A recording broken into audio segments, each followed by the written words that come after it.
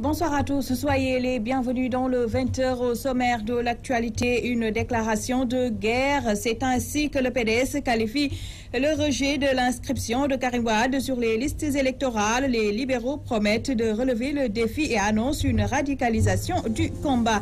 6 mois de prison avec sursis et une amende de 2,5 millions de francs. C'est la sentence du tribunal de grande instance de Kaolack contre le premier adjoint au maire de Latmingué. Douli Ndao était poursuivi pour diffamation et injure contre le maire Macoumba Diouf. Le verdict du procès des présumés terroristes est attendu le 19 de ce mois, mais les proches et fidèles de Imam Ndao se mobilisent déjà. Ils clament son innocence et exigent sa libération. Vous les entendrez tout à l'heure. Voilà pour les principaux titres.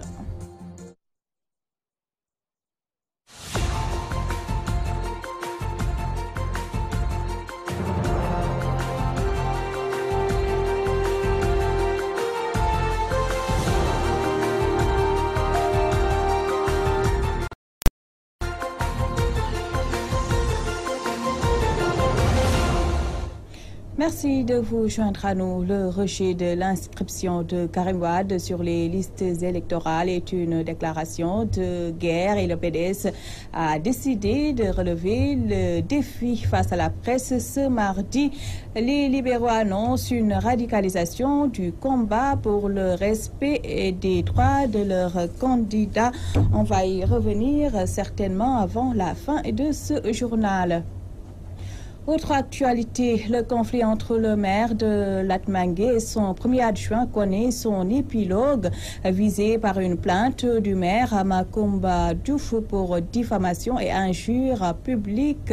Douli Ndao a été condamné à 6 mois de prison avec sursis, en plus d'une amende de 2,5 millions.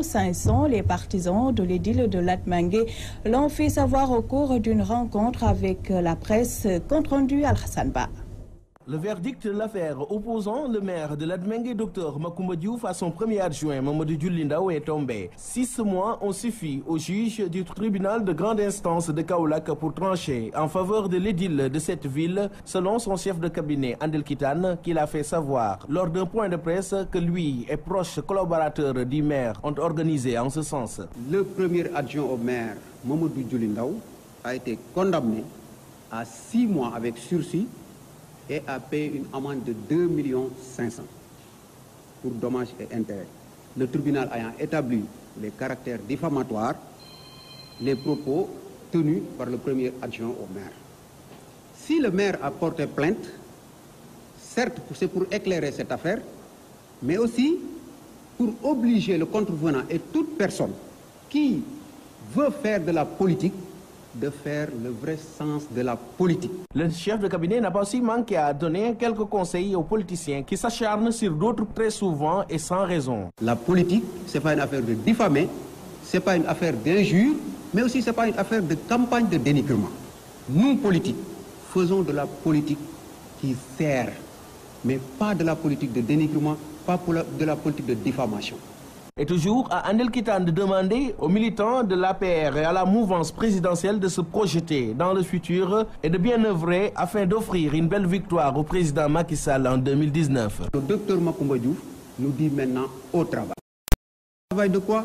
Au travail pour faire émerger cette localité. Au travail de quoi? Tous derrière lui pour accompagner le président Macky Sall sur l'idée qu'il veut amener le Sénégal. Pour rappel, c'est lors d'un rassemblement à Keur Omar Mambara le 1er janvier 2018 que le premier adjoint au maire Douli Ndao avait tenu ses propos aujourd'hui jugés diffamatoires et d'injures publiques, et pour cela en a écopé 6 mois de prison avec sursis et d'une amende de 2,5 millions francs CFA. Latmingué, Al-Hassan Ba, Walfadjri.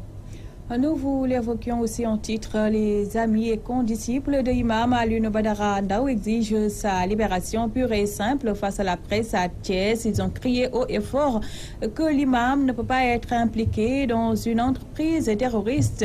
Imam Sidi Khalilo parle en leur nom au micro de Ibrahim Ndiaye. Cette rencontre n'a pas pour but d'influer sur le futur procès qui sera rendu certainement le 19 prochain.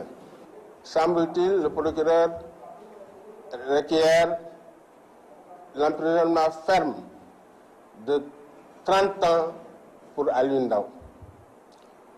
Je ne parlerai pas des autres, étant pratiquement, comme vous, un peu ignorant de leur sort, parce que je n'en connais pratiquement personne. Mais Alioune Ndao que je connais, que j'ai eu à côtoyer depuis plus de 30 ans, nous avons fondé la Jamaat Ibad Rahman, pratiquement. La Jamaat que j'ai dirigée pendant 2 mandats. Alioune Ndao fut l'un des plus riches imams de la Jamaat. Le temps que nous avons côtoyé Alioune Ndao, nous l'avons connu humble. Nous l'avons connu très savant. Il n'a pas appris ailleurs qu'au Sénégal, sauf un petit séjour en Mauritanie. Mais il est encore l'un des plus savants du monde musulman. Je n'exagère pas en le disant. Je le connais, je connais l'homme, je connais la profondeur de sa séance. D'ailleurs, son occupation n'est autre que la science, la recherche du savoir. Vous pouvez vérifier ce que nous disons. Les gens ici au Sénégal ne vont pas jusqu'au fond des choses. Sinon, Alioune serait non seulement acquitté, mais véritablement il mérite d'être récompensé. Sachez simplement que ces adeptes ici présents, ces amis ici présents, n'ont autre objectif que implorer Allah subhanahu wa ta'ala pour que Alioune soit véritablement sauve, pour qu'il soit libéré, pour qu'il retourne à sa famille, pour qu'il retourne à son travail, qui est simplement un travail d'éducation, un travail d'apprentissage du Coran et des sciences islamiques. Je vous le disais en début de journal, le rejet de l'inscription de Karim Wade sur les listes électorales est une déclaration de guerre et le PDS a décidé de relever le défi face à la presse. Ce mardi, les libéraux annoncent une radicalisation du combat pour le respect des droits de leur candidat, Abdou Khoudous Diallo. Rejet de l'inscription du candidat Karim Meïssa Wade, le Parti démocratique sénégalais dénonce et parle de forfaiture. Le code électoral, article 39, L39 et suivant, et L312 et suivant pour les Sénégalais de l'extérieur, donne compétence à la commission administrative pour inscrire ou retrancher les personnes de la liste électorale dans les conditions déterminées par la loi. Au demeurant, notre candidat Karim Wade n'a reçu aucune notification d'une modification de son statut comme la loi l'exige. Karim Wade, candidat du Parti démocratique sénégalais à l'élection présidentielle de 2019, Karim Wade est donc définitivement inscrit sur la liste électorale. Mais Macky Sall, qui a peur et qui manque à ce point du courage d'affronter Karim Wade dans une compétition ouverte, où il ne peut qu'être vaincu, commet une forfaiture. Les libéraux accusent Ali Ngouille Ndiaye, son sulfureux ministre de l'Intérieur, son complice et homme de main dans les scandales ICS, ArcelorMittal et Petrotim, dans lesquels ils sont tous les deux fait perdre à notre pays plus de 3 000 milliards de francs CFA. Refuser à Karim Wade de s'inscrire, c'est déclarer la guerre au Parti démocratique sénégalais. Le Parti démocratique considère que les violations répétées de la Constitution, des lois et des règles de notre démocratie constituent une véritable déclaration de guerre. Il demande à tous ces militants, sympathisants et soutiens de se mobiliser à l'intérieur comme à l'extérieur du pays et de faire face avec courage et détermination à un régime de dictature. Notre parti exige également la libération immédiate et sans condition de Khalifa Ababacar Sall, détenus arbitrairement. C'est pourquoi les libéraux appellent à la radicalisation pour faire face au régime en place. Abdou Khoudous Diallo, la plateforme Mboro SOS bat le macadam pour dénoncer la situation dans laquelle se trouvent les populations de cette localité. Mboro fait face à de nombreuses difficultés dues notamment au découpage administratif, au manque d'infrastructures et au chômage des jeunes. Les détails avec Ibrahim Ndiaye. La plateforme Mboro SOS est descendue dans la rue pour dénoncer sa souffrance et l'absence d'infrastructures sociales de base. Elle exige un nouveau découpage administratif de la commune. Ndiaga Ndiaye est le porte-parole. Nous, population de Mboro, devenue commune à la faveur du découpage administratif intervenu en 2002, vivons dans des conditions exécrables marquées par une exiguïté de notre espace, un dénuement quasi total en infrastructures de base, une absence d'unités de stockage et de conservation de produits agricoles adéquats pour une zone largement connue pour ses productions maraîchères conséquentes, une absence de structures de sécurité en dépit de la présence d'entreprises particulièrement polluantes parmi les plus jeunes du pays, voire de la sous-région. Face à cette situation déplorable, nous, plateforme Mboro SOS, avons pris le ferme engagement à côté des habitants de la commune de Mboro et de toute la zone sur des points d'intérêt communs de porter ces préoccupations unanimement exprimées et exigeons dans les plus brefs délais un découpage administratif. Peuplée plus de 30 000 âmes, la commune de Mboro, selon ses populations, peine à supporter ses habitants du fait d'un découpage administratif injuste et un manque d'infrastructures de base. Depuis le découpage de 2002, l'ancienne communauté rurale qu'elle a été s'est vue soustraire une bonne partie de son espace. Ainsi, d'une superficie de plus de 324 000 hectares, aujourd'hui la commune est injustement sur une superficie de 310 hectares seulement. Sur ce, nous déplorons le rythme d'évolution du dossier de la commune de Mboro relatif à la réparation de cette injustice qu'elle subit depuis plusieurs années. Mboro s'étouffe, étouffe et s'essouffle. Ces populations de Mboro pensent qu'il revient maintenant à l'État de réparer l'injustice qu'elles subissent sur tous les plans. Il convient alors de procéder dans les meilleurs délais à un nouveau découpage affectant Mboro une superficie à la hauteur de son poids démographique, car la forte croissance de la population appelle impérativement à la révision des limites actuelles jugées restreintes et non conformes aux perspectives de développement de la commune. Nous interpellons l'État du Sénégal, la municipalité et les entreprises extractives, notamment les IS et la GCO. La population de Mboro est environ dit ne plus pouvoir accepter ce triste sort du pauvre mendiant assis sur une mine d'or. Mboro, Walfadjri Radio TV, Ibrahim Ndiaye. Le quartier périphérique de Mbaké, longtemps confronté à un manque d'eau, Ndiayene vient de pousser un ouf de soulagement. La Fondation Appel 221 vient d'y réaliser des puits modernes dont le coût est estimé à plusieurs millions. Mamadou Martarsar. Mbaké, une commune confrontée à un problème d'eau. Une situation qui pousse la Fondation 221 à voler au secours des populations de Ndiayene et des élèves du CM Gaïndé Fatma avec la réalisation de puits modernes. Nous sommes réunis au niveau du CM Gaïndé Fatma pour inaugurer un puits moderne. Comme l'a si bien dit également l'inspecteur, je pense que vous n'êtes pas sans savoir que l'eau est vitale et capitale. Donc nous sommes à un moment où parfois l'eau manque.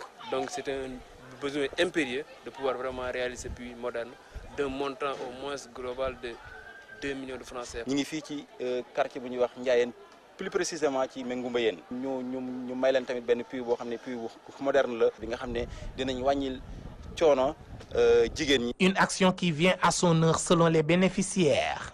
Ce puits va constituer un intrant de qualité dans les enseignements apprentissages du CM Gaïndé Fatma. La plupart de ces élèves, à peu près les 2/3, nous viennent de Touba et passent la journée dans cet établissement-là. Donc si la Fondation 221, sous l'égide de Moussa Niang et de son coordonnateur départemental Madina Sissé, ont l'initiative de mettre sur pied ce puits-là, nous disons qu'ils le font pour les autorités scolaires de ce département-là. Donc c'est quelque chose vraiment qui est très important. Certains l'ont dit, pour la population scolaire qui est ici au sein de Gaïndé Fatma et dont la plupart, n'est-ce pas, viennent de Touba.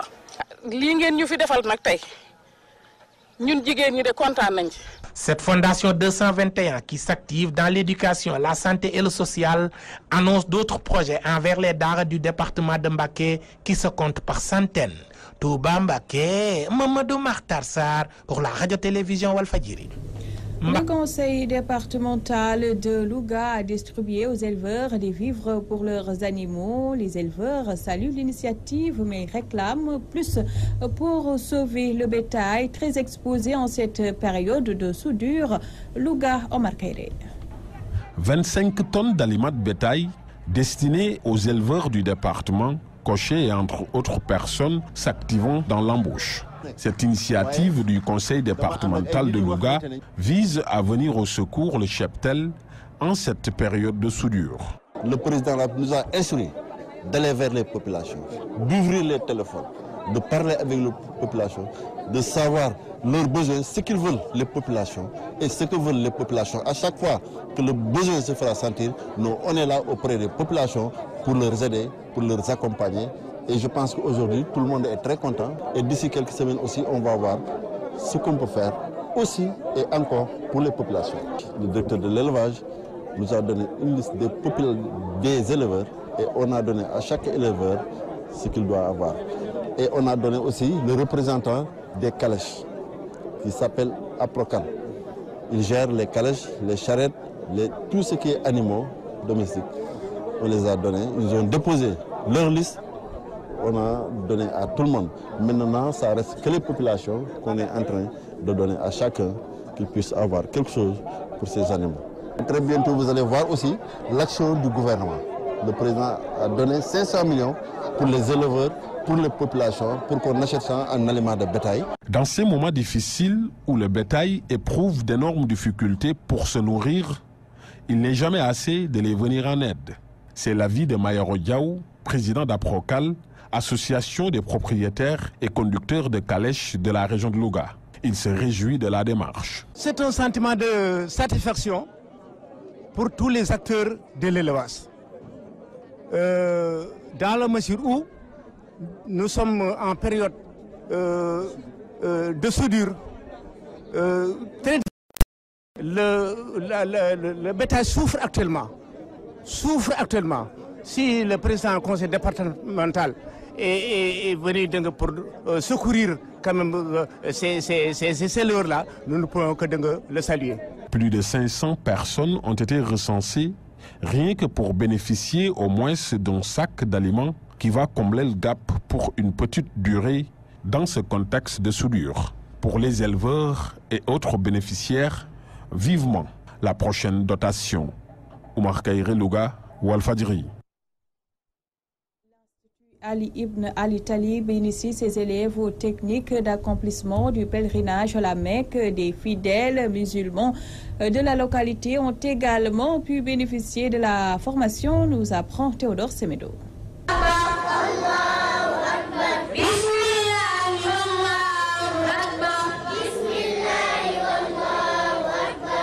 Pour faciliter aux musulmans l'accomplissement d'un des 5 piliers de l'islam, à savoir le pèlerinage à la Mecque, l'Institut islamique Imam Ali Ibn Ali Talib de Guédiawaye a organisé une séance d'initiation au profit de ses pensionnaires et de potentiels pèlerins.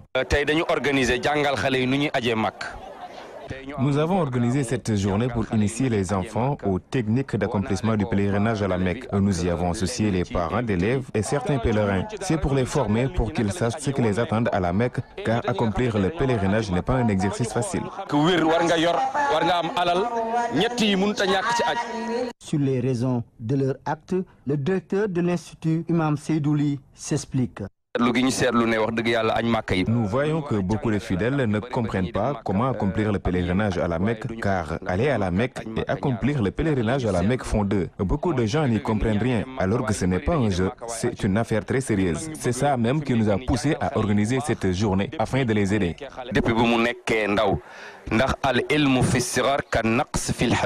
Un geste bien apprécié par ses collaborateurs.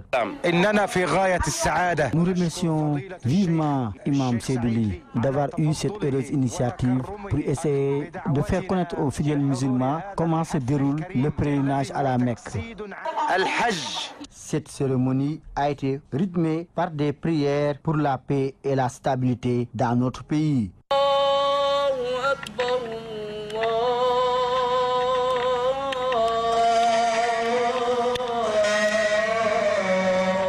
Théodore Semedo, Guédiawaye, Walfadjri. Coupe, tête rasée, cheveux teints, ce sont les coiffures à la mode en cette période de chaleur. La gente féminine trouve que c'est plus tendance et cela permet de mieux supporter la canicule. Du coup, les salons de coiffure font de bonnes affaires. C'est le reportage du jour signé Sorna Samb.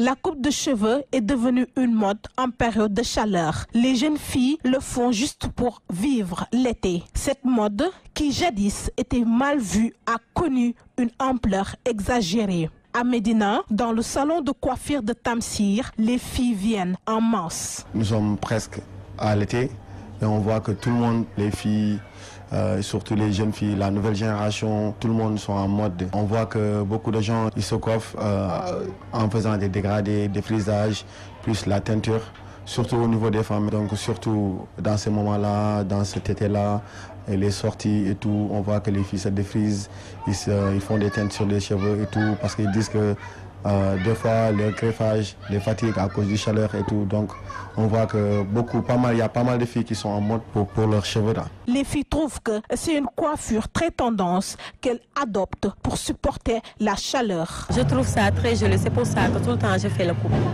C'est pour ça, c'est trop joli et c'est en mode. Quand il fait chaud, je coupe tout pour être à l'aise, oui, parce qu'il fait très chaud. Tête rasée ainsi que les teintures sont des tendances très prisées en été chez la jeune génération. Et que c'est la mode en cette période de chaleur pour préparer l'été.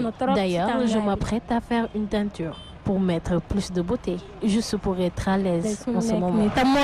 À la fois mode et tendance, les coupes de cheveux sont très fréquentes chez les filles, allant même jusqu'à mettre des teintures de toutes couleurs pour être plus fashion en cette période de forte canicule.